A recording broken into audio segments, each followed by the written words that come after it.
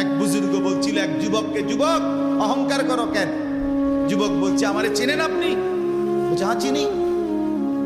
আউয়ালুকা নুতফাতুন কাদিরা, তুমি হইলা প্রথম ছিলা নাপাক দুর্গন্ধ, একবারে দুর্গন্ধময় একটা বীর্যের ফোঁটা। এত দুর্গন্ধ, যেই দুর্গন্ধের কারণে তোমার মা বাপ দুইজনকে গোসল করতে হয়েছে।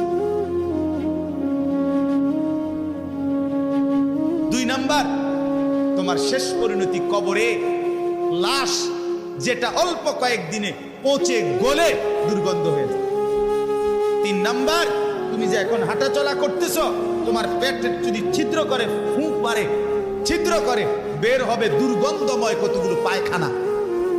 তাহলে যার শুরু দুর্গন্ধ, যার শেষ লাশের পচা দুর্গন্ধ, যার পেটে বহন করছো দুর্গন্ধময় পায়খানা, তুমি মাতবরি করো কেন? কেন অহংকার করছো? তুমি তো উল্লেখ করার মতো বস্তুও ছিল না। যেই ফোঁটা দিয়ে তুমি হইছ, এই ফোঁটার নামও তো মানুষে নেয় না, এই ফোঁটার নামও তো নেয় না। লজ্জা করে, শরম পায়। তুমি সেখান থেকে হইছ, মাতবরি করো, অহংকার করো।